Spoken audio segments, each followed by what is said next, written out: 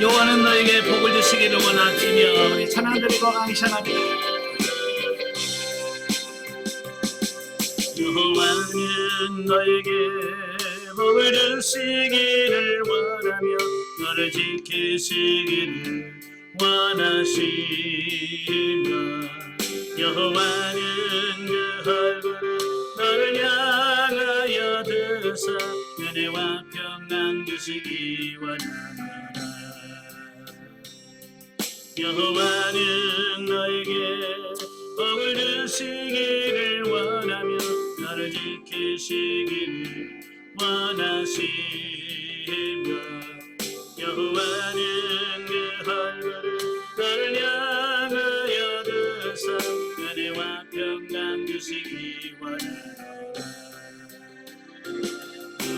보배롭고 존귀하게 여기시는 하나님이 네 삶 속에서 이 약속을 진실하게 이루시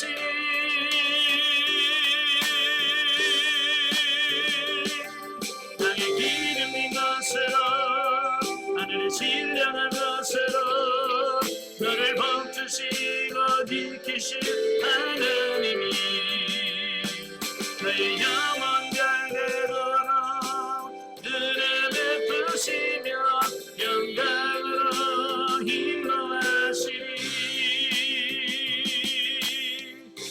아멘. 기도하겠습니다. 은혜로우신 아버지 감사합니다. 오늘도 우리를 사랑하셔서 우리를 훈련의 장소로 인도하시고 우리 같이 훈련할 수 있도록 은혜 주셔서 감사합니다. 오늘도 열왕기상의 말씀을 나눌 때 성령께서 우리 지각을 열어주셨고 그 말씀을 분명하게 깨달아 그 말씀대로 사라져지는 우리 모두가 될 수 있도록 주여 도와 주시옵소서. 시종을 맡겨오며 예수님의 이름으로 감사하며 기도합나이다. 아멘. 예, 이 시간은 우리 교재 130페이지입니다. 열왕기상 3장 보도록 합니다. 130페이지 3장은 솔로몬의 기본 일천번제 및 지혜로운 판결에 대한 말씀을 하시는데요. 자, 1절 3절까지 보면 솔로몬의 초기 통치 상황을 요약하고 있습니다. 자, 보면은 그 솔로몬의 초기 통치 시대에 성공을 가져오게 된 전반적인 상황과 그 신앙 자세를 여기서 제시해주고 있는데요. 첫째는 솔로몬이 당시 최강대국이었던 애굽왕 바로의 딸과 결혼할 정도로 국제적인 지위가 매우 상승되어 있다는 점을 여기서 밝히고 있습니다. 그러니까 그 사실 이스라엘은 아주 작은 땅덩어리의 작은 나라거든요. 근데 애굽은 그때 당시 초강대국이에요. 그 강대국인 애굽에서 이 솔로몬을 사위 삼을 정도 됐다라고 하는 말은 그만큼 이 솔로몬의 위치, 위상 이게 높아졌다라고 하는 것을 의미하는 거죠. 예. 또 둘째는 당시에는 아직 성전이 완공이 되어 있지 않아서 단일 중앙성소인 성전에서의 예배가 제대로 이루어질 수 없는 시기였으나 솔로몬 자신을 비롯한 이스라엘 백성 전체가 산당 제사를 통해서라도 여호와 신앙을 잘 유지하고 있었다라고 하는 사실이, 그러니까 아직 성전이 제대로 갖춰져 있지 않은 상태거든요. 그럼에도 불구하고 그는 하나님을 섬기는, 하나님께 예배하고 싶고 하나님께 제사하고 싶은 그 열정 때문에 그는 기브온 산당에 올라가서 하나님께 일천번제를 드리는 그런 사모함을 허락했다라는 사실이에요. 근데 여기서 이제 우리가 기억할 것이 뭐냐면 솔로몬이 만약에 이 처음 먹었던 이 초심이라고 했잖아요. 그죠? 이 초심을 잊지 않고 계속 유지했다라고 한다면 이스라엘 역사가 어떻게 바뀌었을지 몰라요. 그리고 나라가 이렇게 분열되는 그런 부분도 없을 것이고 서로 싸우는 이런 것도 없었을 것이고, 예? 그 아수르에나 또 바벨론에 망하는 이런 게 없었겠죠. 근데 이 솔로몬이 그 초심을 잃고 그가 범죄하고 타락함으로 인하여 그 결과로 이스라엘이 남과 북으로 이렇게 쭉 나눠지게 되고 서로 같은 민족끼리서 싸우고 다투고 이런 과정을 거치게 됐다 그 말이에요. 여러분도 제발 좀 초심을 잃지 않았으면 좋겠어요. 어때요? 여러분, 이 훈련 처음 시작할 때 마음하고 지금 마음이 어때요? 비슷한 것 같아요? 아니면 어때요? 더 식은 것 같아요? 아니면 더 불이 붙는 것 같습니까? 어디 또 불이 좀 더 붙는 것 같다 손 들어봐요. 좀 식어진 것 같다 손 들어봐요. 잘 모르겠다 손 들어봐요. 예. 예, 갈수록 식어지면 안 됩니다. 예, 그 하나님을 향한 열정, 또 영성에 대한 사모함, 이게 더 갈수록 불이 붙어야 돼. 아시겠죠? 예. 4절부터 15절까지 보면 지혜를 구하는 솔로몬의 기도. 자, 보면은 솔로몬이 기본에서 하나님께 1,000번제를 드린 사실과 그에 대한 하나님의 응답에 대해서 기록을 하고 있는데요. 솔로몬의 행적 가운데서 유명한 것 중에 하나가 뭐냐면 기브온에서 1,000번제를 드린 사건이에요. 그러면 바로 이 솔로몬이 1,000번제를 드리게 된 배경, 원인이 뭐였을까라고 하는 거예요. 왜 1,000번제를 드렸을까요? 예, 여러 가지 이유가 있겠습니다만은, 네, 이 본문에 그가 내가 뭘 해줄 거라고 했을 때, 다윗이, 이 솔로몬이 뭐라고 그래요? 나는 어리고, 재판할 건 너무 많고, 그러니까 이 재판할 수 있는 백성들을 재판할 수 있는 지혜를 주세요라고 하는 그 기도 제목을 안 한단 말이에요. 그래서 봤을 때 아마 이 솔로몬이 1,000번제를 드리게 된 가장 했던 기도 제목이 뭐였냐면 어떻게 하면 이 재판을 지혜롭게 할 수 있을까라고 하는 부분이에요. 사실 이 재판을 한다는 게 쉬운 일이 아니잖아요. 그죠? 자잘못을 정확하게 찝어서 네가 잘못했고 너는 뭐했고 라고 하는 어떤 그런 그리고 이 사람도 만족하고 이 사람도 만족할 수 있는 정확한, 그죠? 정확한 공의에 의해서 재판을 이게 쉽겠어요? 진짜 어렵죠. 이 사람 사이에를 여러분 중재해 보셔서 알 거지만 이 사람 사이에 중재한다는 게 쉽지 않습니다.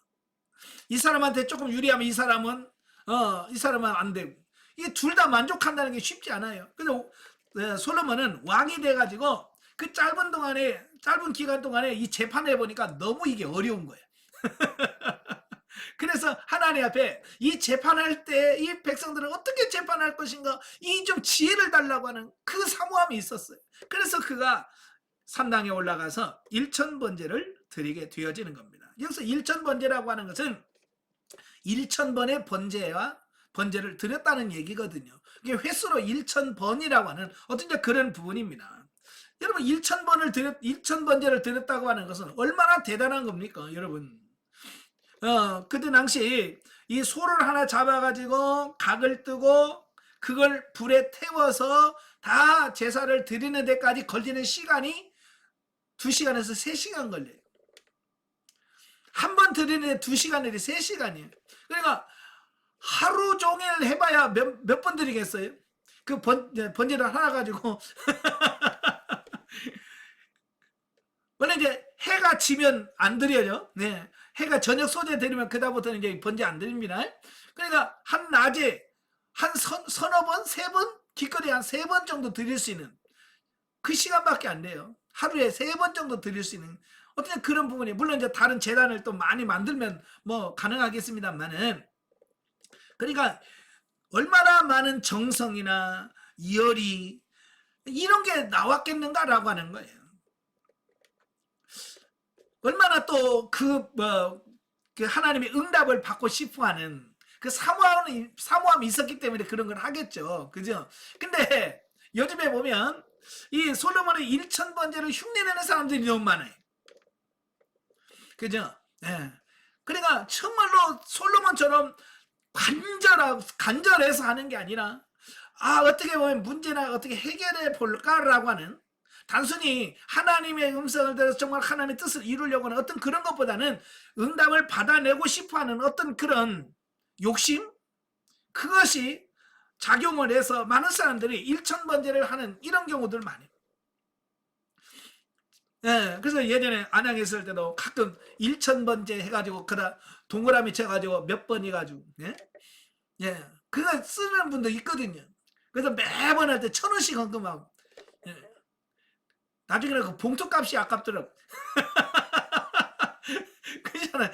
그 매번 기도하면서 그 봉투 그 하나씩 내는, 봉투 값이 아까워. 네? 차라리 한꺼번에 그냥 왕창 내고, 네? 하면 되잖아. 근데 굳이 그 순서, 그 횟수, 거기다가 초점을 맞춰. 그러니까 본질, 왜 솔로몬이 그렇게 할 수밖에 없었는가라고 하는 그걸 접근해야 되는데, 그 횟수에다만 초점을 맞추니까 그런 문제를 일으킨단 말이에요. 하나님께서 횟수 보고 감동한 게 아니에요. 1000번의 번제를 놓고 감동한 게 아니라, 그가 뭘 놓고 기도하느냐, 여기에 놓고 하나님께서 감동한 거잖아요. 그죠?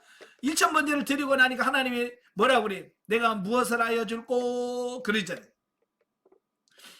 그때 솔로몬이 뭐라고 그래요? 나는 어리고 백성들은 많고 저들을 재판할 수 있는 지혜를 주세요.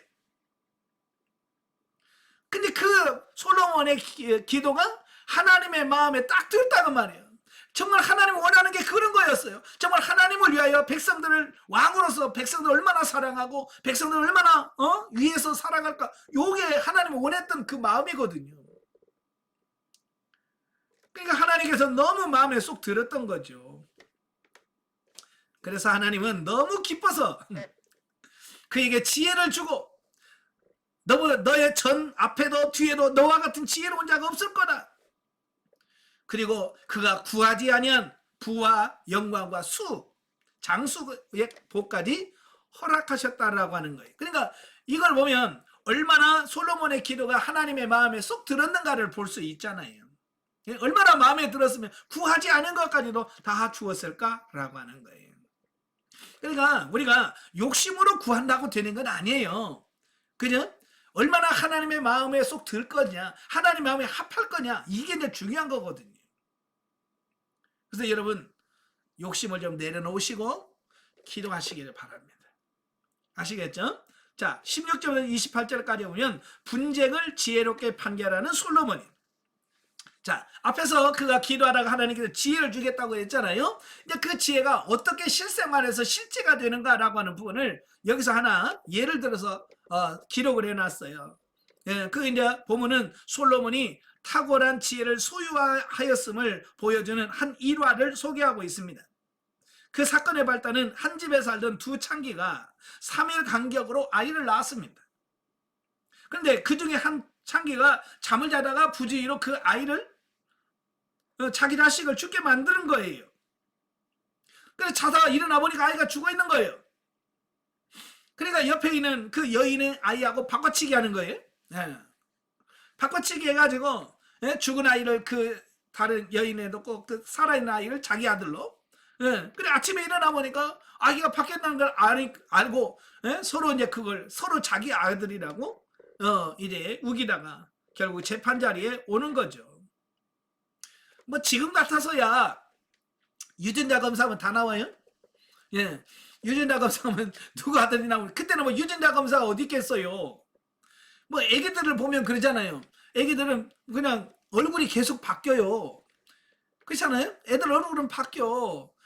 오늘은 엄마 닮았다가 내일은 아빠 닮았다 그래요, 애들이. 예, 그러니까 그 막 태어난 애기 그 얼굴을 가지고 누가 진짜 엄마인지 그걸 알기는 참 어려운 거예요. 그때 솔로몬이 뭐라고 그래요? 큰 칼을 가져와라 그러지. 재판하다가 큰 칼을 가져와라. 그러니까 칼을 가져옵니다. 그러니까 뭐라고 그래? 이 살아있는 아이를 절반 딱 잘라가지고 이게 참 어찌보면 무식한 판결이잖아요. 진짜 무식한 판결 아니에요, 그죠? 네? 그 아이를, 살아있는 아이를 잘라가지고, 네? 반드시 나눠주라는 거예요. 그게 할 수 있는 거예요? 예, 할 수 없는 일이거든요. 근데 모성애라는 게 있잖아요. 모성애. 예, 모성애라고 하는 것은 자기 자신을 사랑하는 그 마음, 바로 그걸 이용한 거거든요. 그러니까 지금까지만 해도 서로 자기 아들이라고 막 소리쳤던 그 여인, 그 아이를 잘라서 절반씩 나눠주라고 하니까 진짜 그 아이의 엄마는 어때요? 아니요, 저 여자 주세요. 왜? 죽는 것보다 살아있는 게 낫거든요. 왜? 그 모성애 사랑이잖아요. 그러나 가짜 엄마는 뭐야? 절반씩 나눠서 어차피 내 것도 안 되고 저것도 안 되고 해달라고 요청을 하잖아요. 이게 가짜와 진짜가 차이가 나는 거죠. 그럴 때 솔로몬이 저 여인이 진짜 엄마다, 그렇게 지혜로운 판결을 함으로써 정말 지혜의 왕이라고 하는 어떤 그런 명칭을 얻게 되는 계기가 되었다라고 하는 것을 보게 되죠. 자, 여기서 솔로몬은 하나님께서 주시는 그 지혜, 하나님께서 주시는 그 지혜를 가지고 그 사건을 명쾌하게 풀어서 해결하는 어떤 이런 모습들을 보게 됩니다. 그래서 아무튼 솔로몬은 난해한 이 사건을 명쾌하게 해결함으로써 그의 지혜의 신적 권위를 드러내었고 큰 명성을 얻음은 물론 왕권을 보다 확고하게 다질 수 있게 되었다라고 하는 겁니다. 이로써 솔로몬은 자기에게 지혜를 주겠다고 하신 하나님의 약속이 성취됨과 동시에 훌륭한 통치자의 자질을 만천하에 입증했다라고 하는 거예요. 자, 영적이해 보겠습니다. 4절에서 솔로몬이 드렸던 1000번째의 의미는 로마서 12장 1절의 말씀과 같이 우리의 영혼 몸이 온전한 제물로서 하나님께 드려져야 함을 영적인 의미로 말씀하고 있다. 그러니까 1000번째의 어떤 숫자적인 어떤 이런 부분을 이야기하고 있는 게 아니라 신약시대에는 우리의 영과 혼과 몸을 하나님이 기뻐하시는 온전한 제물로 하나님께 드려야 함을 보여주는 바로 그런 제사다라고 말씀드릴 수 있는 거예요. 그래서 우리의 삶 전체가 온전한 제물로 드려지기 위해서는 성령님의 지도 인도하심에 적극적으로 순종하며 살아야 한다. 그래서 솔로몬이 1000번제를 드리고 하나님으로부터 응답을 받았던 바와 같이 우리의 삶이 온전하게 드려질 때 하나님과 동행하는 삶을 살 수 있다. 영성이 형성되고 삶이 변화되어 산 제사로 드려질 때 우리가 미처 구하지 못한 부분까지 들으시는 하나님의 은혜를 경험하게 될 것이다. 아멘. 예, 내가 정말 하나님 앞에 바로 서면 내가 구하지 못한 부분까지도 하나님은 기억하시고 그 부분에 대해서 책임져 주시고 채워주신다는 사실이에요. 이걸 저는 실제적으로 누리고 있고 실제적으로 경험하고 있잖아요. 정말로 하나님께서는 내가 구하지 아니한 것까지도 하나님께서는 아시고 채워주신다는 이 사실이 정말 맞아. 저는 확신할 수 있어요.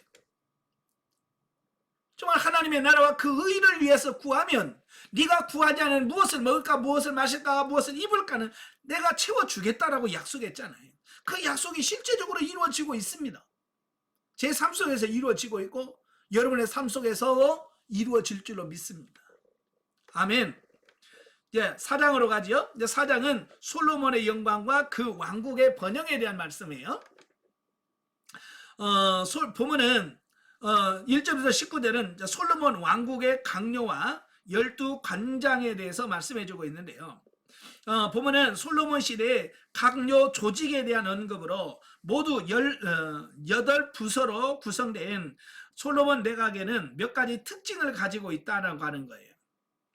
첫째는 다윗 시대에 있었던 그렛과 블레셋을 관할하는 총독부가 해체되고 대신에 관리장과 국내 대신부가 증설되었고, 둘째는 다윗의 내각에는 군대장관이 제일 먼저 언급된 반면 솔로몬 내각에는 제사장을 비롯한 종교 지도자와 행정관료가 먼저 언급되었다는 점인데, 특별히 제사장이 먼저 언급된 것은 솔로몬이 신정왕국을 다스리는 하나님의 대행자로서 그가 하나님 중심의 정치체제를 갖추었음을 의미한다라는 겁니다. 그러니까 다윗 시대의 정치체제와 솔로몬의 시대의 정치 체제가 약간 달라집니다. 왜냐하면 다윗은 과독이라고 그랬잖아요. 그죠? 다윗 이스라엘을 건설해가는 항상 과독이었기 때문에 다윗은 일평생 뭐하는 사람이냐? 전쟁하는 사람, 전쟁. 예, 일평생 전쟁을 해서 그 이스라엘 나라를 형성하고 이스라엘을 세워가는 그 일을 했던 사람이 다윗이에요. 그러니까 다윗은 전쟁을 해야 되니까 모든 정치 체제가 전쟁에 맞게끔 할 수밖에 없었던 거예요. 그 전쟁에서 가장 대표적인 적이 뭐냐면 블레셋이에요. 블레셋. 네. 그래서 그 이스라엘은 블레셋을 관장하는 총독부, 아예 그 블레셋을 관리하는 한 총독부까지 건설할 만큼 다윗 시대는 이 블레셋을 잠재우고 블레셋을 저지하는 이게 큰 숙제였어요. 자, 우리나라도 역사적으로 보면 그러잖아요. 대통령이 되면 대통령이 뭐에다가 초점 맞출 거냐에 따라서 그 각 그 부서가 있어요. 뭐 통일부, 교통부, 뭐 이런 부가 있잖아요. 그 대통령이 어디다가 초점 맞출 거냐에 따라서 그 가장 중점을 두는 부서를 키우는 겁니다. 그래서 어느 대통령은 통일부를 막 강하게 만들잖아요. 옛날에 통일처였는데 통일부로 승격을 시키고, 그래서 막 그 사람들 위해서 거기다가 집중시키는 어떤 이런 대통령이 있는가 하면, 어떤 대통령은 검찰에다가 힘을 실어주고, 어떤 대통령은 또 수출에다가 힘을 실어. 그 대통령의 그 어떤 통치 이념이라든지 어떤 그런 것 때문에 이게 바뀌어지거든요. 근데 솔로몬은 그 왕에 대해서 이제 블레셋과 전쟁하는 이게 없어지잖아요. 이제 완전 블레셋은 없어졌으니까. 자, 그래서 이 블레셋을 관장하는 총독부를 해체를 시켜요. 그리고 대신 강요 중에서 누구를 앞장서냐면 제사장과 종교 지도자들을 전면에 내세웁니다. 그 말은 무슨 말이에요? 솔로몬은 제사장을 중심으로 한 하나님을 섬기는 어떤 이런 부분에다가 내가 초점 맞추겠다라고 하는 그 앞으로의 자기 통치 이념을 거기서 말씀해 주고 있는 거거든요. 그러니까 먼저 순위에다 두었다라고 하는 것은 거기다가 더 비중을 두겠다라는 얘기 아니겠어요? 그죠? 예, 그러니까 제사장들을 앞에 세웠다는 이야기는 나는 제사장과 하나님 여기 신앙적인 영적인 부분에다가 나는 초점을 맞출 거야 라고 하는 어떤 그런 부분이다라고 하는 거죠. 그 다음에 셋째로 솔로몬의 내각은 인간적인 이해관계를 떠나 인재 중심으로 기용되어 효율적 행정의 극대화를 꾀했다라고 하는 점입니다. 참 지금도 그래. 우리나라는 참 이걸 참 벗어나기 힘든 게 뭐냐면 학연, 지연 이런 거 있잖아요. 네. 요거 참 역대 대통령부터 항상 대통령이 되면 학연, 지연. 그래서 대통령이 어디 지역이냐에 따라서 그 강요들을 다 그 비슷한 그쪽 지역만 쭉 들어쓰고 이래서 참 우리나라가 발전이 좀 안 되는 거거든요. 각 지역에서 정말로 인재를 들어써서 이렇게 사용해야 되는데 그게 아니라 또 어떤 대통령은 지방에 그래서 능력도 안 되는데 각 지방에 한 명씩 뽑아가지고 전라남도, 전라북도에 한 명, 경상남도에 하나, 전라북도에 하나 그러다 보니까 공평하긴 하지만 정말 들었어야 될 인재를 못 쓰는 경우가 있잖아요.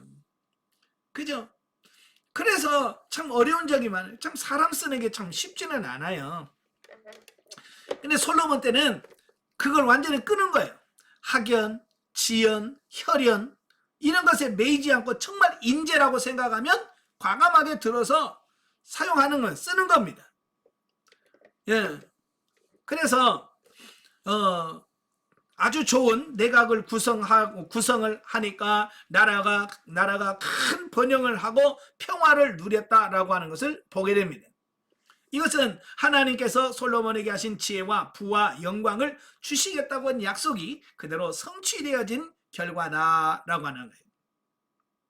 또한 본문의 7절부터 19절에 보면 솔로몬 시대의 지방행정구역과 그 관장들을 대하여 기록을 하고 있는데요. 솔로몬은 전국을 12행정구역으로 나누고 각 행정구역마다 관장을 세워서 관리하도록 하였는데 이와 같은 행정조직은 중앙정부와 각 지방 간의 관계를 원활하게 하는데 매우 효과적인 기능을 발휘했다라고 하는 겁니다. 특별히 솔로몬은 12행정구역을 12지파의 경계에 제한을 받지 아니하고 지역적 형편을 안배하는 차원에서 구역을 분할함으로써 세금 징수에 따른 백성들의 불만을 제거했으며 세금을 방법에서도 있어서도 세금을 매달 각 지역에서 얼마씩 각출하는 것이 아니라 아예 한 행정구역에서 한 달씩 왕실에서 필요한 물자를 공급하게 하였는데, 이러한 제도는 농경 중심과 지역 중심의 당시 사회에서는 적절한 방법이었다라고 볼 수 있다라고 하는 겁니다. 그러니까 그 전까지는 이스라엘은 그 지파별로 이게 진행이 되어진 거예요. 각 지파별로. 그러니까 지파별 단합은 좋은데요, 이 지파가 똑같지는 않다는 얘기예요. 그러니까 유다 지파나 다른 지파, 유다 지파는 엄청나게 사람이 많잖아요, 그제? 그러나 베냐민 지파 같은 경우는 숫자가 굉장히 적어요. 그러니까 지파별로 나뉘어서 뭐 봉사를 하고 세금을 낼 때 보면 이게 균형이 안 잡히는 거예요. 자, 유다 지파 같은 건 사람이 많아요. 예를 든 거예요. 자, 각 지파에서 10억씩 걷어서 내. 그러면 유다 지파는 사람이 많으니까, 그죠? 한 사람당 10,000원씩만 내서 하면 10억 내지 뭐. 왜? 숫자가 많으니까. 근데 베냐민 지파는 숫자가 너무 적으니까 유다 지파는 10,000원씩 내는데, 이 베냐민 지파 같은 경우는 50,000원, 60,000원씩을 내야, 그래야 10억을 낼 수 있단 말이에요. 그러니 유다 지파 같은 거야 얼마나 좋아요. 세금 별로 안 하니까 우리는 좋아. 그러지만 베냐민 지파는 얼마나 불만이 많겠어요. 바로 이제 조세, 이게 문제가 심각한 거예요. 어디든지. 그래서 이 솔로몬이 지혜를 낸 게 뭐냐면 아예 이 지파의 그 벽을 허물어 버렸어요.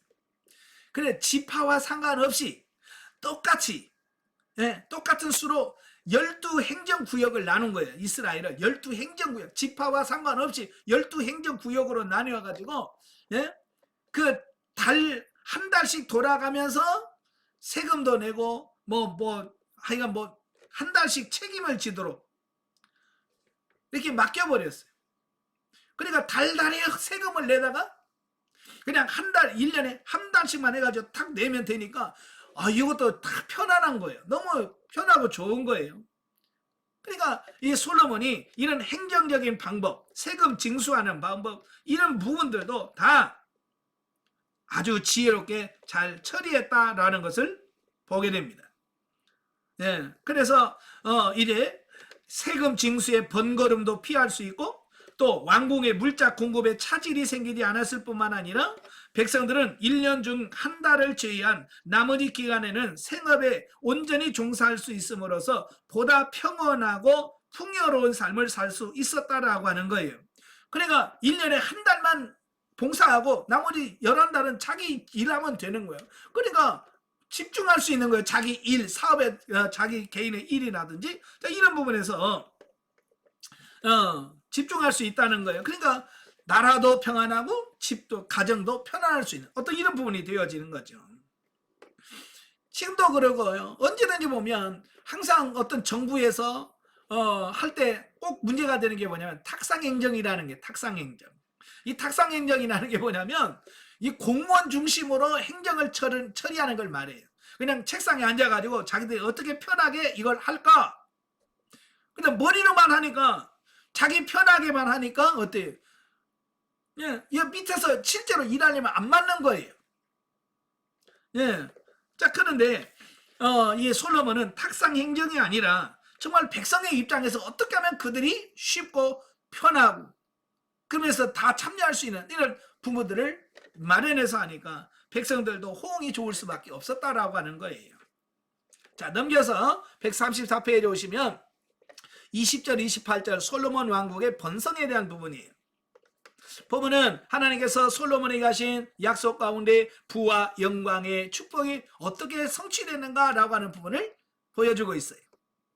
자, 첫째, 영토의 확장. 그러니까 하나님께서 약속했던 그 영토 전체를 완벽하게 차지한 때가 바로 솔로몬 때예요. 그러니까 하나님께서는 그 아브라함에게 창세기 15장에서 약속했죠.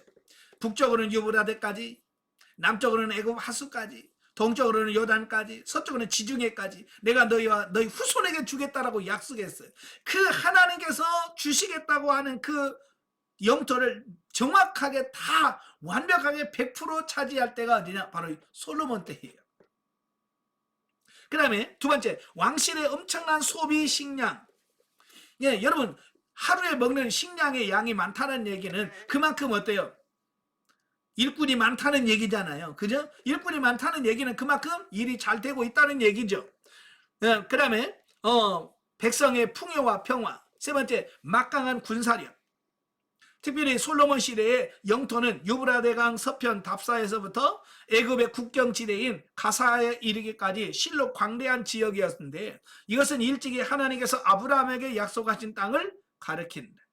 그러므로 솔로몬 왕국의 번성은 가깝게는 하나님께서 다윗과 솔로몬에게 하신 약속의 성취이지만, 궁극적으로는 하나님께서 이스라엘 조상들과 하신 약속의 성취다라고 이렇게 볼 수 있습니다. 자, 그 다음에 29절 34절에 보면 솔로몬의 뛰어난 지혜에 대해서 말씀해 주는데요. 자, 보면은 하나님의 약속 가운데 그 지혜의 축복이 어떻게 성취되었는가를 보여주고 있는데요. 본문의 기록에 하면 솔로몬의 지혜는 동양의 모든 사람의 지혜와 당시 현인이 많다고 여겨졌던 대국 애굽의 모든 지혜보다도 뛰어났다라고 증언하고 있습니다. 자, 이것은 당시의 세계관에 비춰볼 때 당대 솔로몬과 그 지혜를 비길 만한 자가 없었음을 의미합니다. 그래서 솔로몬은 철학자요, 또 시인이요, 또 3천 잠언과 1,005의 노랫말을 지었고, 동물과 식물에 관해서도 논할 만큼 모든 분야에서 해박한 지식을 소유했다. 따라서 주의 모든 나라의 솔로몬의 명성은 자자할 수밖에 없었다라고 하는 겁니다. 그러니까 이 지혜하면 솔로몬을 따라갈 사람이 없는 거예요. 뭐든지 솔로몬한테 말만 하면 착착 나오는 겁니다.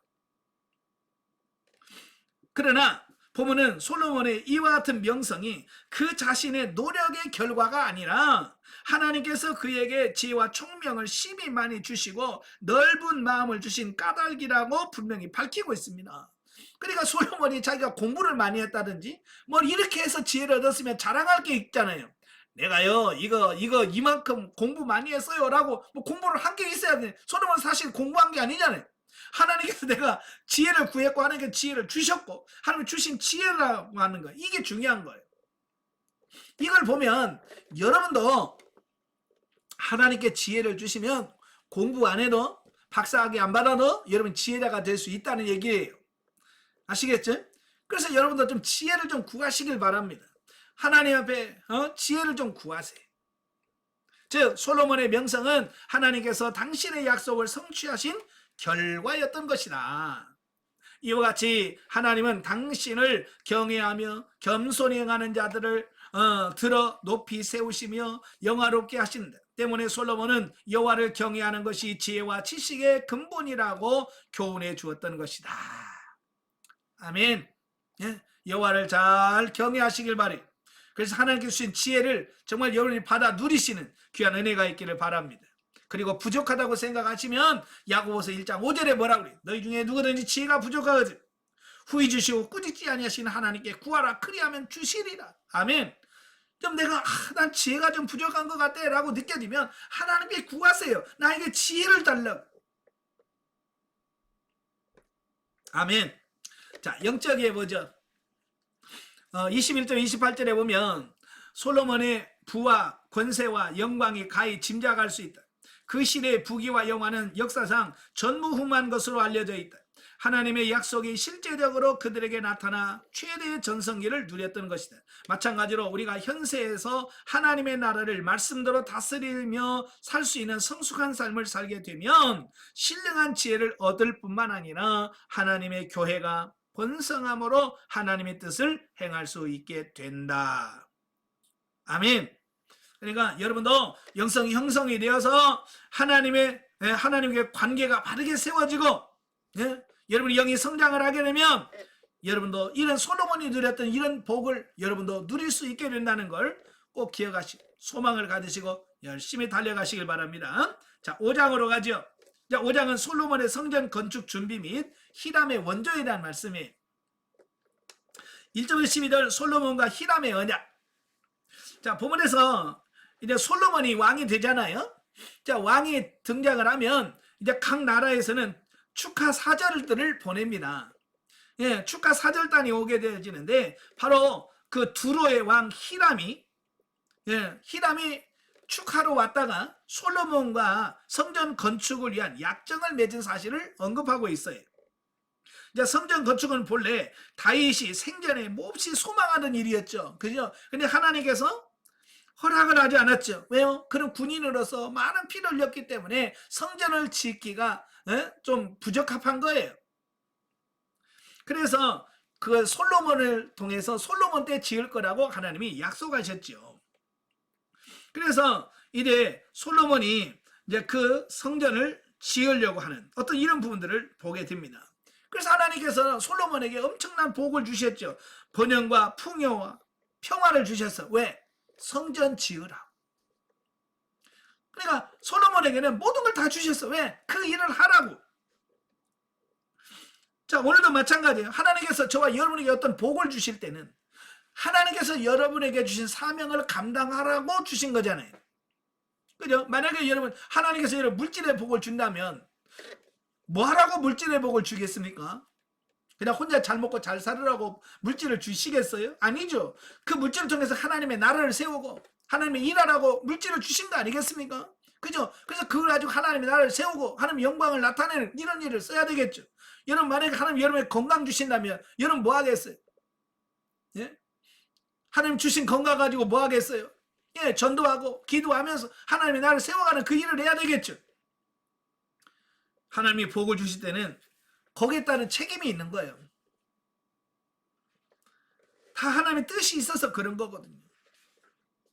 자, 넘겨서 그런데 성전 건축에는 엄청난 건축 자재와 숙련된 건축 기술이 필요했지만 이스라엘은 나무가 무성한 산지가 없어 성전 건축에 필요한 자재가 생산되지 않았고 농경 중심의 이스라엘 사회는 훌륭한 건축 기술자를 구할 수가 없었다라고 하는 거예요. 예, 사실 이스라엘에도 나무가 있긴 해요. 없는 게 아니에요. 나무가 있지만 이 성전의 그 쓸 그냥 곧고 굵고 쫙쫙 뻗은 나무가 필요한데 그런 게 없는 거예요. 근데 레바논에는 백향목이 있는데 이거 막 그냥 쭉쭉 뻗어 있잖아요. 네, 고다요. 그래서 이거 건축하기에 딱 좋은 나무란 말이에요. 그래서 그 나무와 또 이스라엘 백성들은요, 이 농사일만 하다 보니까 이런 건축하는 거라든지 이런 것에 기술이 부족해요. 그러나 이 두로와 시도는 그 바닷가죠. 나무가 많죠. 그 다음에 농사 지을 곳이 없어요. 바위 이런 게 많아요. 이게 바위가 많다 보니까 바위를 가지고 깎아서 뭘 만들고 하는 이런 기술이 발달되잖아요. 그지? 그러다 보니까 아무래도 이런 건축이라든지 돌을 가지고 깎아서 만드는 어떤 이런 기술들이 발달되어 있단 말이에요. 그래서 그들의 그 발달된 기술을 도움을 요청하는 거예요.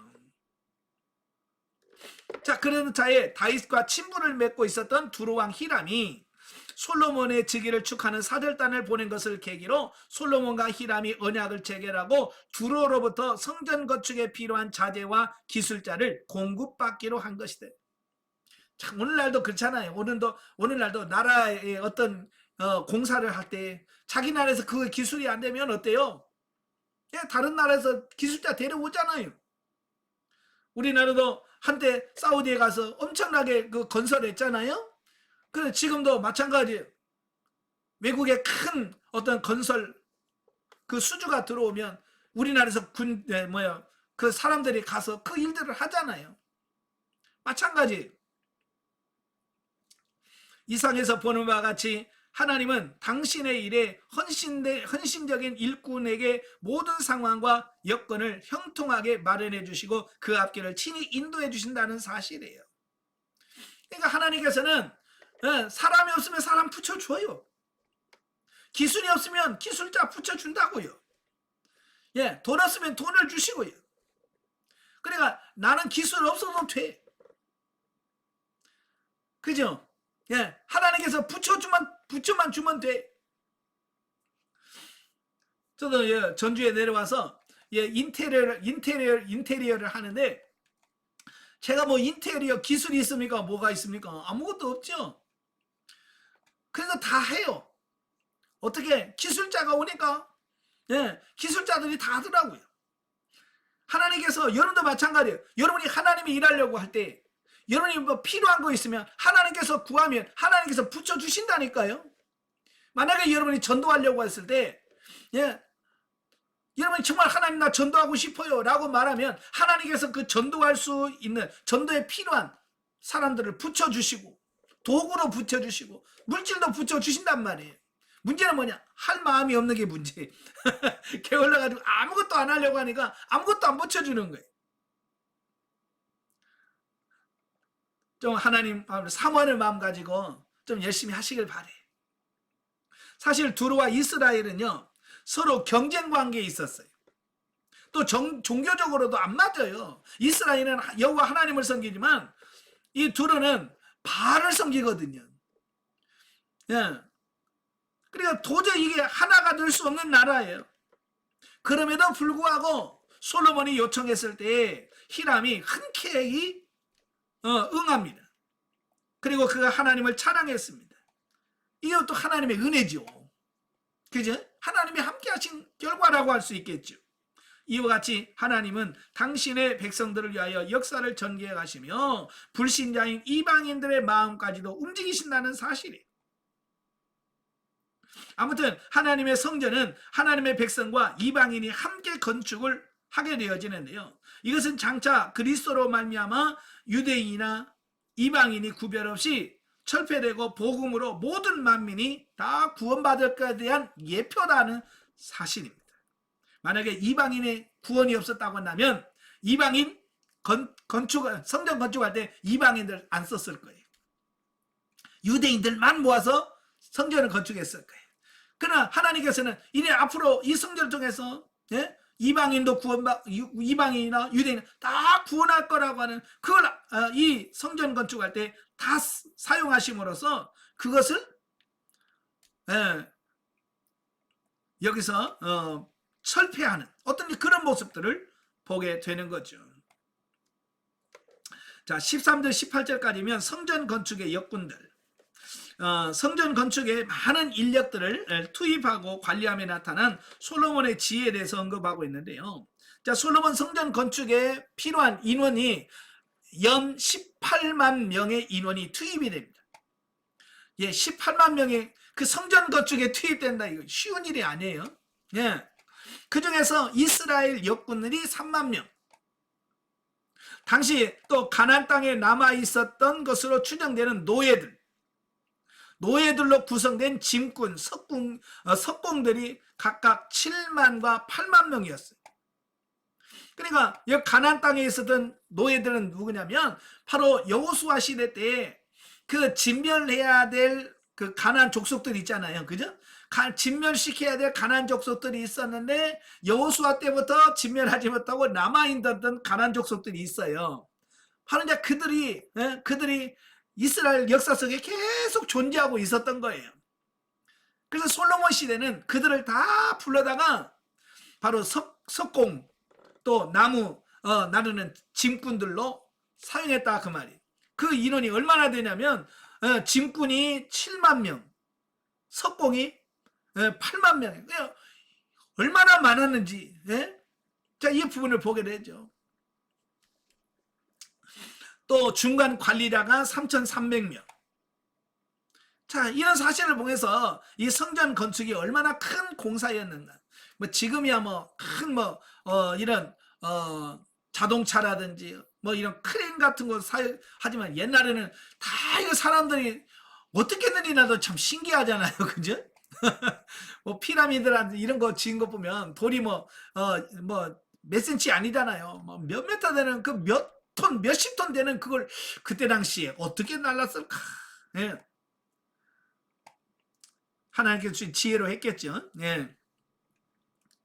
자, 그런데 솔로몬은 성전 건축에 투입된 일꾼들 가운데 이스라엘 백성들로 구성된 벌목꾼들에 대해서는 전적으로 성전 건축에만 투입한 것이 아니라 한 달은 벌목 작업을 하게 하고 2달은 집에서 거주하며 생업에 종사할 수 있도록 하였는데, 이것은 아마도 가정의 뿌리를 내리고 있는 이스라엘 백성들로 하여금 과도한 노동으로부터 위로와 안식을 얻게 하려는 의도였다라고 하는 사실이에요.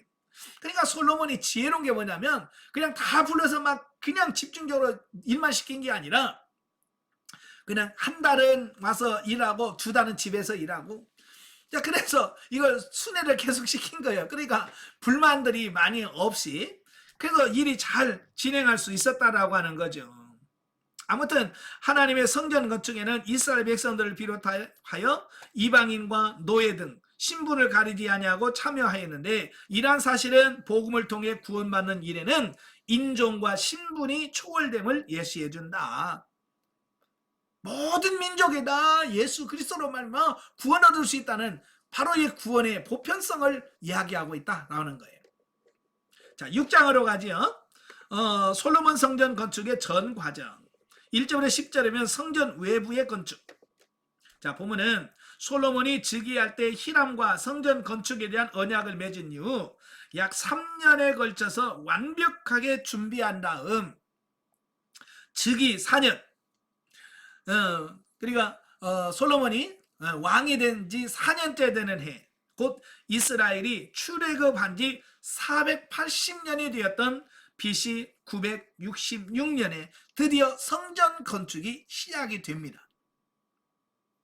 자, 그런데 성전 건축의 시기가 출애굽을 기점으로 해서 표기되었다는 사실은, 출애굽은 이스라엘의 역사에서 매우 중요한 의미를 가진다. 왜냐하면 출애굽 직후 하나님의 임재의 상징으로 세워진 이동식 성막이 이제 항구적인 성전으로 건축되는 것은 이스라엘 백성들이 소유하기를 바랐던 약속의 땅에 대한 이전까지의 임시적 상태가 막을 내리고, 이제는 약속의 땅 가나안이 항구적으로 그들의 소유가 되었음을 상징해 주기 때문이다 라고 하는 겁니다. 예, 광야에서 왜 천막으로 성막을 만들겠어요? 임시적이니까. 그리고 이동을 계속 해야 되니까. 그러나 이제는 이제 솔로몬이 성전을 세운 이유는 뭐예요? 이제 더 이상 이동할 필요가 없어요. 그래서 이제 완벽하게 정착한 어떤 이제 그런 성전이 되어졌다라고 하는 것을 말씀해주고 있는 거예요. 물론 과거 성막과는 크기나 모양에 있어서 다소 다른 점은 있으나 역할과 영적 의미는 그대로 솔로몬 성전이 이어받게 된다. 그죠? 크기는 훨씬 더 크고, 이제 재료부터도 다 다르고, 높이도 다르고, 자, 그래요. 자, 그러나 원래의 그 성막의 구조와 이 성전의 구조, 또 영적 의미는 똑같아요. 예, 법계 역할 똑같고, 떡상 역할 똑같고, 등잔 똑같고, 분향단 똑같고, 번제단 똑같고, 물두멍 똑같고, 크기만 약간씩 다를 뿐이지 그 역할과 의미는 똑같은 거예요. 한편 성전이 과거 아브라함이 이삭을 제물로 바치려 했던 모리아 산에 세워졌다는 사실 역시 성전은 이곳에서 십자가를 지신 영원한 성전 되신 그리스도를 예표함을 보여준다. 참 신기한 게 뭐냐면, 바로 이 솔로몬이 성전을 세웠던 이곳이 뭐 하는 곳이냐면, 창세기 22장에 보면 하나님이 아브라함에게 명령을 해요. 네 아들 독자를 내가 지시한 산에 가서 번제로 드려라고 그러죠. 그래서 이 아브라함이 사흘을 걸려서 와서 이삭을 제물로 드리려고 했던 그 산이 바로 성전산이에요. 성전이 세워진 그 지역이에요. 그러니까 하나님께서는 그냥 성전을 아무렇게나 세운 것이 아니고, 이미 믿음의 조상, 이스라엘이 시작하는 믿음의 조상인 아브라함으로부터 이미 그 성전 지을 장소까지도 예비해 놓으셨다라고 하는 사실이에요. 또 이 장소는 사무엘하 24장에 보면 다윗이 인구조사하고 나서, 인구조사하고 하나님께서 3일간의 온역으로 7만 명이 죽잖아요. 그 다음에 예루살렘을 치려고 여호와의 사자를 보냈는데, 다윗이 거기 가서 번제를 드리고 제사를 드렸던 아라우나의 타작마당이 바로 이 자리예요. 바로 그가 돈을 주고 그 땅을 사잖아요. 바로 이 성전터를 바로 그때 준비하게 하고 예비하게 해서 그곳에다가 하나님의 성전을 짓게. 이걸 보면 하나님의 역사하심은 그냥 임시 방편으로 그냥 얼렁뚱땅하는 게 아니라 철저하게 과거에서부터 준비하시고 예비하시고, 그래서 그 준비한 부분들을 정확하게 이끌어 가시는 이 부분을 보게 돼요. 자, 한편 성전 건축에는 주목할 것이 있는데, 건축하는 동안에 성전 안에서는 전혀 철 연장 소리를 들리지 않게 했다는 점입니다. 즉 건축자들은 성전에서 멀리 떨어진 채석장이나 벌목장 등에서 아예 필요한 부분에 맞게끔 다듬어서 정작 건축 장소에서는 조립만 하면 되었던 것이네. 참 얼마나 대단한 일이에요. 그죠? 쉬운 일은 아닐 거예요. 자, 이와 같이 했던 이유가 뭐냐? 작업상의 편리함을 위해서라기보다는 아마도 평화와 거룩함을 상징하는 성전에서 당시 피를 흘리게 하는 도구의 제작에 사용된 철의 소리를 제거함으로써 하나님의 임재와 화해의 정신에 부합되도록 하기 위함이었다라고 하는 것을 보게 됩니다. 그러니까 이런 부분을 보면 이 솔로몬이 성전을 할 때 얼마나 거기다가 신경을 많이 썼는가. 자, 이걸 우리가 볼 수가 있겠죠. 자, 11절부터 13절에 보면 솔로몬을 향한 하나님의 교훈. 자, 보면은 하나님의 성전의 외부 공사를 마친 솔로몬에게 임하셔서 만일 솔로몬이 하나님의 계명과 말씀을 준행하기만 한다면 일전에 다윗과 맺은 당신의 언약을 반드시 이루시리라고 재차 언급을 하셨습니다. 자, 본문에서 우리는 왜 하나님께서 성전 건축 도중에 갑자기 이와 같은 말씀을 솔로몬에게 하셨을까라고 하는 거예요. 자, 그 이유는 첫째, 화려한 성전의 건축이 하나님의 임재를 보증하는 것이 아니라 하나님의 말씀과 계명을 준행할 때 비로소 성전은 하나님의 임재 장소가 될 수 있음을 교훈하기 위함이다라고 하는 거예요. 그러니까 지금 솔로몬은요, 최고의 재료들, 세상에서 최상의 것을 가지고 지금 최선을 다해서 성전을 짓단 말이에요. 그러니까 지금도 그러잖아요. 세상에서 제일 아름다운 건축물 중에 솔로몬의 그 성전이 들어가 있잖아요. 그죠? 그만큼 정말 뛰어나게 지은 성전이란 말이에요. 그러니까 사람들은 뭐라고 생각해? 이 정도 돼야 하나님이 이 정도는 돼야 하나님이 이 안에 계시리라고 하는 어떤 그런 사고가 방식이 있다 그 말이에요. 그죠? 바로 그때 하나님께서 그 이스라엘 백성들에게 그런 잘못된 가치관을 깨트리는 겁니다. 이게 성전이 아름답고 비싼 재료를 썼기 때문에 하나님이 임재한 것이 아니라 너희들이 하나님의 말씀의 계명에 순종하고 지키고 그 말씀으로 살 때 하나님의 임재가 있을 거라고 하는 사실이에요. 그러니까 성전의 가장 중요한 게 뭐냐면 어떤 재료나 어떤 크기나 어떻게 아름답게 짓느냐가 아니라 하나님의 말씀에 얼마나 순종하며 사느냐, 요게 더 중요하다. 이 말씀을 하려고 하는 거예요. 아시겠죠? 예. 사실 하나님은 제한된 공간에 매일 수가 없는 분이시다. 그럼에도 불구하고 성전 건축은 하나님의 임재를 보증하는 것으로 인식되어서 하나님의 계명과 말씀보다는 형식적인 예배에 치우칠 우려가 있었던 것이다. 그래서 하나님은 바로 이러한 사실을 경계하고 말씀에 충실하게 순종하도록 하기 위한 조처로 솔로몬에게 언약을 상기시키고 계셨다라고 하는 사실입니다. 오늘날에도 많은 분들이 어디다 신경을 쓰냐면 내적 성전 건축에다 신경 안 쓰고 외적으로 보이는 예배당 건축하는 데다가 초점을 맞다.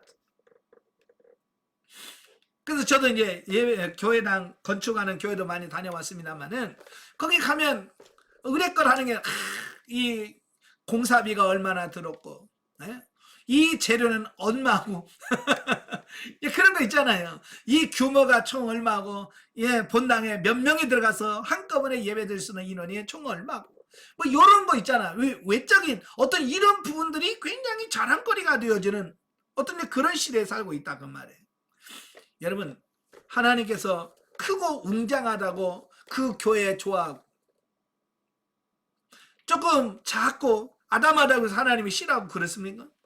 하나님이 좋아하는 것은 외모 이게 아니라 정말로 그 안에 있는 성도들이 얼마나 하나님의 말씀에 순종하고 하나님의 계명을 지키고 주의 말씀도 순종하는 요게 중요한 거예요. 그래서 하나님께서는 바로 성전 건축을 하다가 외부만 딱 지어졌을 때 그 솔로몬에게 나타나가지고 바로 그 얘기를 하는 거예요. 하나님 말씀에 순종하고 계명을 진행해야 된다.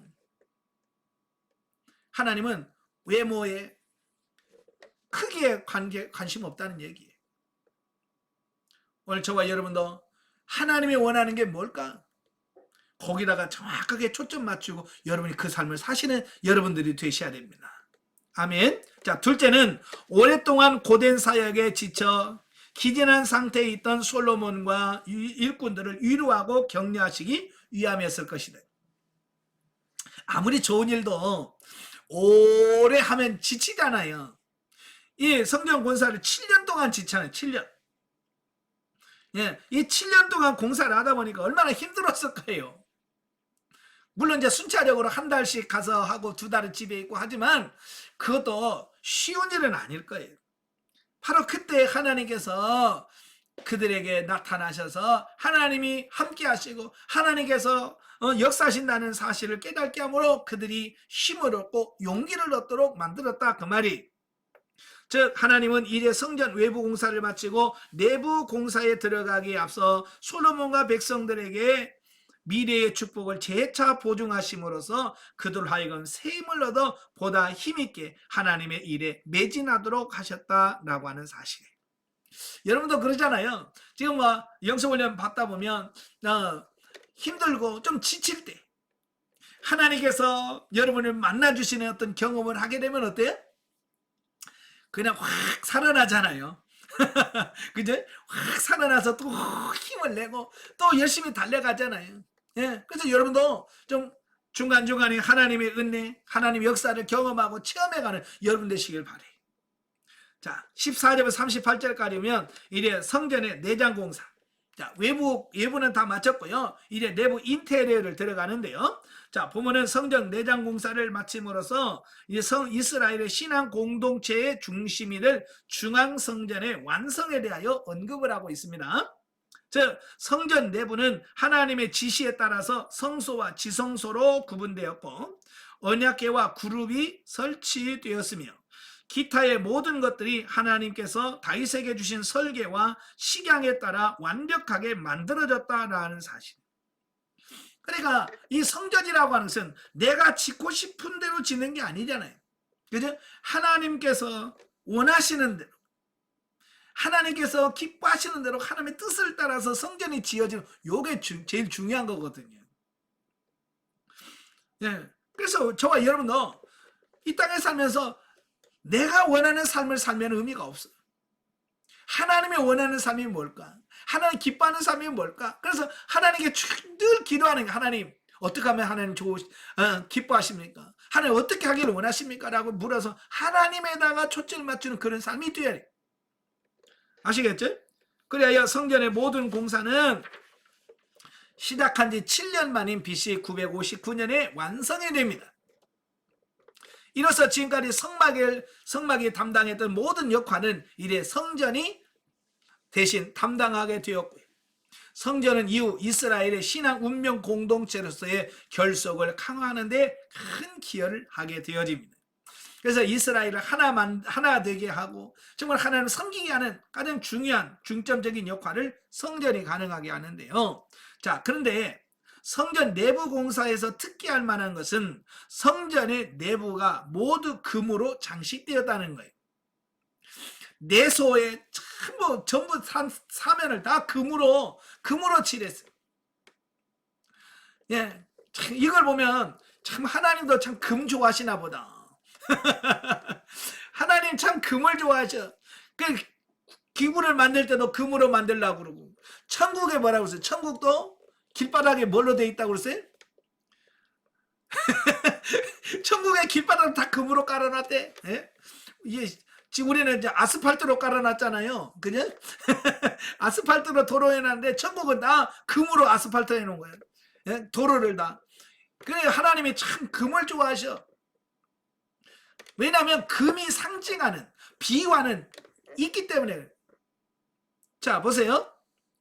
사실 금은 빛과 순전함과 불변성과 고귀성을 나타냅니다. 그러니까 의미하는 바가 천국하고 많이 유사해요. 그래서 금을 활용한 거예요. 즉 따라서 성전의 내부가 모두 금으로 장식된 것은 하나님의 빛 되심과 또 그 언약의 불변성, 그리고 하나님께 나아가는 성도들이 순금같이 변치 않는 믿음을 가져야 할 것을 상징한다는 거예요. 그러니까 이런 상징하기 때문에 금을 바른 거지, 금이 비싸거나 좋아서는 아니란 말이에요. 우리는 여기서 많은 금을 들여 하나님의 전을 아름답게 치장한 솔로몬의 온전한 헌신을 발견하게 된다. 아마도 솔로몬이 하나님보다 금이나 재물을 더 사랑했다면 성전은 결코 완성되지 못했을 것이다. 그렇죠? 뭐 금이 뭐 한두 돈 필요합니까? 뭐 1, 2kg 필요합니까? 아니잖아요. 금을 다 금칠하려면 수십 킬로가 들어간단 말이에요. 예? 그런데 그 돈을 정말 금을 좋아하고 돈을 사랑했다면 솔로몬이 그렇게 거기다 바를 수 있겠어요? 예? 금을 좋아했다면 못 바르죠. 솔로몬은 하나님이 더 좋은 거예요. 하나님이 좋으니까 그 모든 것을 다 하나님께 드릴 수 있는 이 부분이 되어진 거예요. 자, 우리도 마찬가지.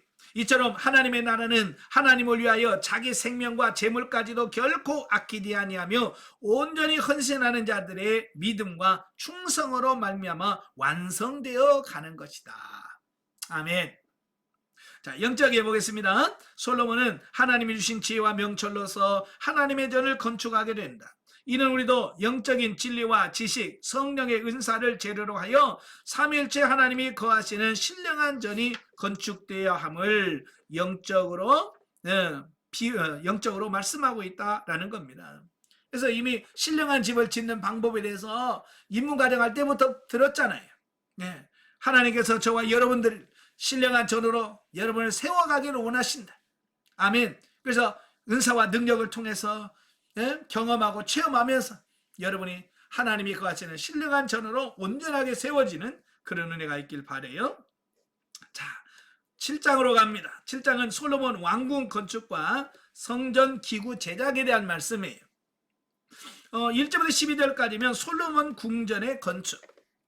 자, 보면은 삽입 부분으로서 솔로몬의 궁전 건축 장면을 기록하는데, 솔로몬의 궁전 건축은 성전 건축의 기간인 7년보다 무려 6년이나 긴 13년에 걸쳐서 완공되었대.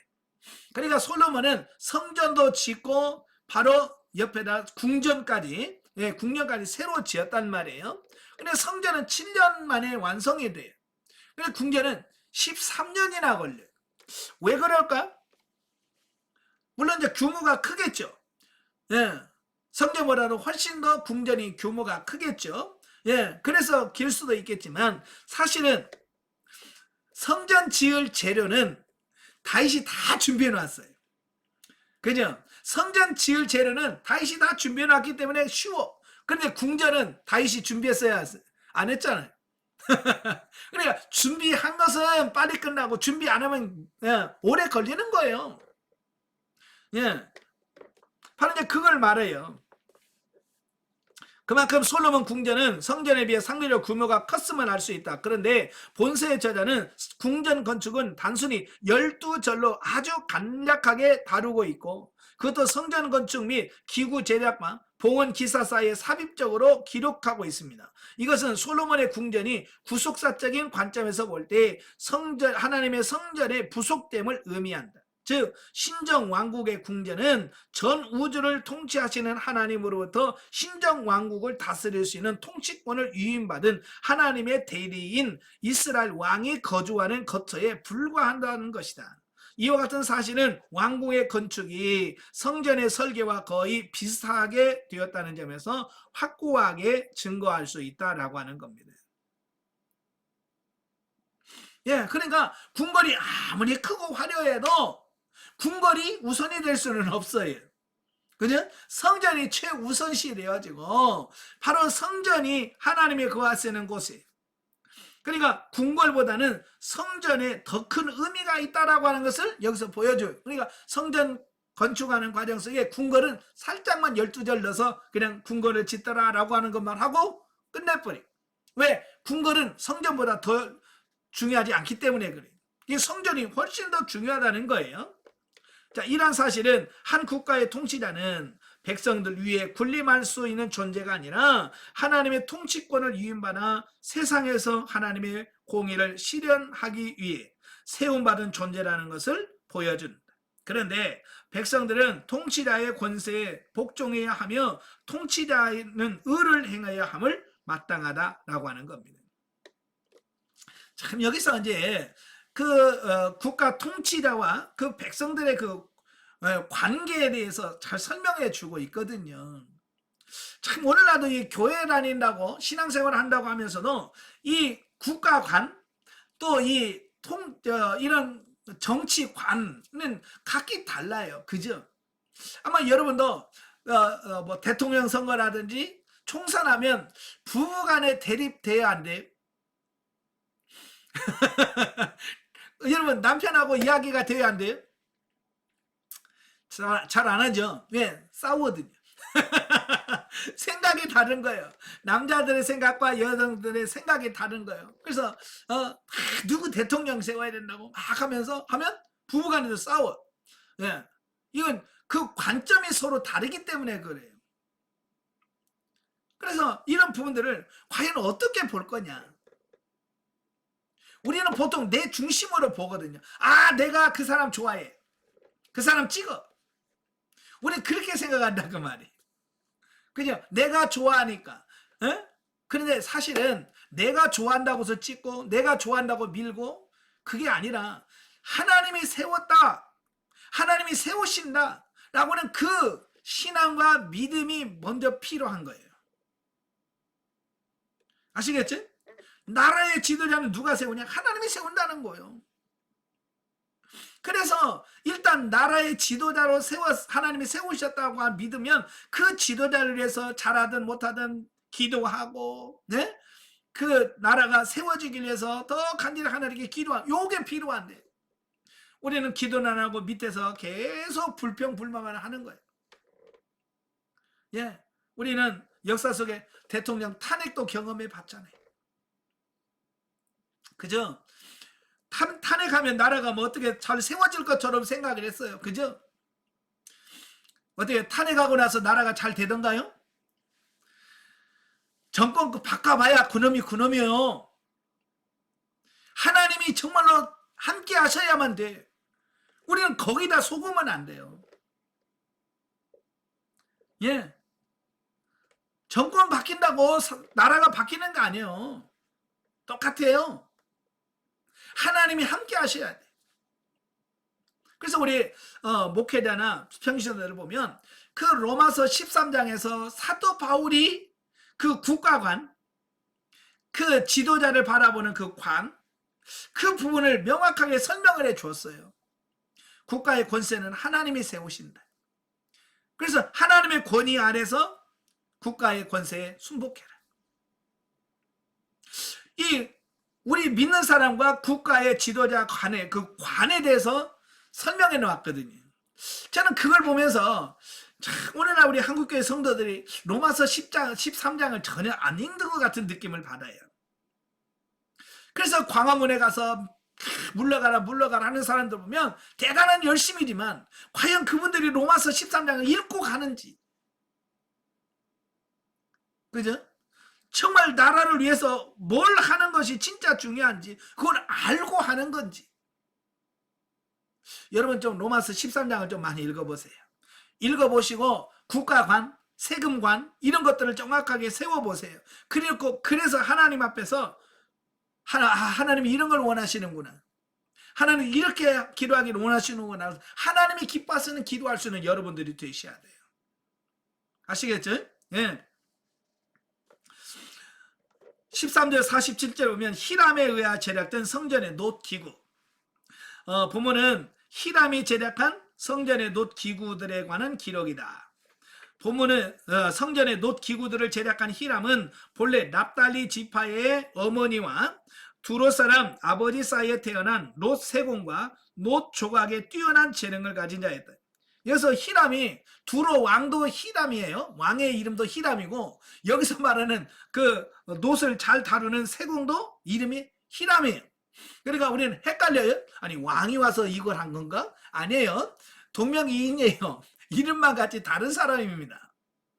성경 보면 똑같은 사람들의 이름이 자주 나오니까 우리도 혼동할 수 있어요. 그래서 분명하게 우리가 할 것은 이름만 같이 전혀 다른 사람이다 라는 거예요. 그는 그러한 글을 두로 왕 히람이 성전 기구 제작을 위하여 솔로몬에게 파송한 것이다. 그리하여 성전뿐만 아니라 그 기구들까지도 이방인의 손에 의하여 만들어졌는데 이것은 하나님이 이스라엘의 하나님뿐만 아니라 이방인의 하나님도 되신다는 사실을 보여주며, 하나님께서 계속 이방인들을 이 성전 건축할 때 이방인들을 통해서 건축하게 만들어. 이 말은 무슨 말이에요? 예, 하나님의 구원은 유대인뿐만 아니라 이방인들도 같이 구원하기를 원하신다 라고 하는 그런 의미를 보여주는 거거든요. 근데 이스라엘 사람들은 여전히 뭐요? 자기 선민의식 때문에 이방인들에 대한 배격하고 이방인들을 몰아내고 싫어하고 그런 부분이란 말이에요. 그래서 초대교회 이단들 중에서 유대주의나 율법주의자들 얼마나 문제를 많이 일으킵니까? 그래서 내 생각과 어떤 이 틀을 깨는 게 중요한 거예요. 내 틀이 중요한 게 아니라 하나님의 뜻이 중요한 거예요. 첫째, 하나님은 당신의 영광을 위해서라면 때로는 이방인들로 사용하신다는 거예요.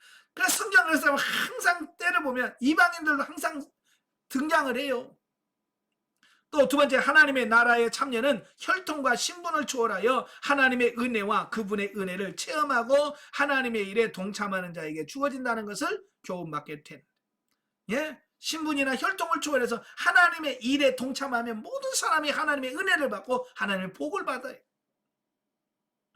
한편 성전의 외부 기구 제작에 사용된 놋은 성전의 내부 장식에 사용된 금에 비하여 투박하고 서민적이지만 구세사가 아니라 구속사입니다. 구속사적인 입장에서 볼 때 매우 비중 있는 이치를 차지한다는 겁니다. 즉 금이 하나님을 침범할 수 없는 순전함과 영광을 상징한다면 놋은 죄악된 인간과 함께 하시고 그 인간의 고통과 슬픔을 몸소 채울하신 그리스도의 성품을 상징하는 것이다. 이런 사실은 하나님의 구속을 상징하는 광야의 놋뱀이 놋으로 만들었다는 사실이 잘 입증된다라는 겁니다. 그러니까 금이 없어서 놋으로 만든 게 아니에요. 예, 금이 많아요. 그럼에도 불구하고 상징하는 바가 있기 때문에 놋을 사용해서 물두멍을 만들고 번제단을 만들고, 예, 그 성소 밖에는 전부 다 만든 게 놋으로 만드는 거예요. 그게 뭐냐? 예수 그리스도의 성품, 육신을 입으신 속성을 예표한다라는 사실이에요. 예. 그래서 광야에서 이스라엘 백성들이 그 불뱀에 물리잖아요. 불뱀에 물려서 죽어갈 때 하나님이 뭐라고 그래요? 놋뱀을 만들어서 장대에 달러라. 그거를 쳐다보는 자마다 살리라 그랬잖아요. 예. 예수님 뭐라고 그래요? 광야에서 놋뱀을 든 것처럼 인자도 들려야 하리니, 예? 놋뱀을 보는 자마다 살아난 것처럼 나를 믿는 자는 살 것이다. 바로 그 예표적인 부분을 통해서 이미 말씀해 주셨거든요. 자, 그 다음에 48절부터 51절은 금기구들. 자, 보면은 6장에서 다루지 않은 성전 내부에 있는 금기구들을 열거하고 있는데, 여기서 주목해야 될 부분은 성전 내부의 모든 기구가 하나도 빠짐없이 금으로 만들었다는 점이다. 그러한 사실은 문과 물선줄을 연결하는 경첩의 일종으로 거의 눈에 띄지 않은 돌적위에도 금이 사용됐다는 점에서 증명된다. 사실 성전 건축을 하면서 사람의 눈을 의식하여 했다면 그와 같이 보이지 않는 곳은 놋이나 기타의 다른 재료로 대용해도 할 수 있었을 것이다. 그러나 솔로몬은 한치의 틀림도 없이 하나님께서 정하신 설계에 따라서 모든 것을 행하셨다라는 겁니다. 이것은 성전 건축에 임하는 솔로몬의 태도가 진실하고 정직했으며 하나님을 깊이 인식했음을 의미한다. 그러니까 보이지 않는 것도 다 금으로 전부 다 완벽하게 했다는 거예요. 이건 뭘 의미하냐? 그만큼 솔로몬은 전적으로 하나님의 뜻대로 하나님의 말씀에 순종하기를 원했다, 그 얘기거든. 원래 그러죠. 보이는 곳에서는 하는 척하고 안 보이는 데서는 대충 하는 게 우리 육신의 속성이잖아요. 그죠? 여러분들 청소할 때 그러지 않으세요? 집 청소할 때 보이는 데는 하고 안 보이는 침대 밑이나 장롱 밑에는 해요, 안 해요? 잘 안 하죠? 우리는 보이는 데만 이렇게 하는 어떤 그런 속성들이 좀 있어요. 이제는 우리는 하나님 앞에서 진실되게 하는 어떤 그런 부분이 필요하다라는 얘기예요. 아시겠죠? 이처럼 성도의 신앙생활도 사람의 눈을 의식하는 외식적인 것이 되어서는 안 되며 하나님의 눈을 의식하는 태도를 가져야 한다. 그래서 종교 개혁자들이 외쳤던 말씀이 코람데오예요. 코람데오, 하나님 앞에서 신전의식을 의미하는 거예요. 어쩌면 저 영성적 삶은 그 신전의식을 갖고 사는 거예요. 늘 하나님 앞에서 내가 뭘 해도 나는 지금 하나님 앞에서 하고 있다. 봉사를 하든 뭘 하든 나는 지금 하나님 앞에서 내가 살고 있다 라고 하는 그런 신전의식 안에서 여러분들이 행할 수 있는 여러분들이 되셔야 돼. 그래야 하나님께서 여러분의 삶을 인정하시고 기뻐하시는 삶이 되어질 줄로 믿습니다. 하나님 앞에서 사는 여러분 되시길 바랍니다. 기도하겠습니다. 은혜로우신 아버지 감사합니다. 오늘 솔로몬 성전을 건축하는 이런 부분들을 보게 됩니다. 하나님, 그 성전을 지음으로 이스라엘 백성들이 하나님 중심의 삶이 온전하게 실행되어지는 모습을 보게 되어집니다. 솔로몬이 성전을 지었던 것처럼 우리도 신령한 성전으로 우리 자신을 짓게 하시고 우리가 온전히 세워져서 하나님 앞에 바로 서는 우리들이 다 되어지게 하시고 하나님을 우리 속에 모시고 사는 우리 모두가 될 수 있도록 도와주시옵소서. 예수님의 이름으로 감사하며 기도합나이다. 아멘. 하나님께 감사드립니다.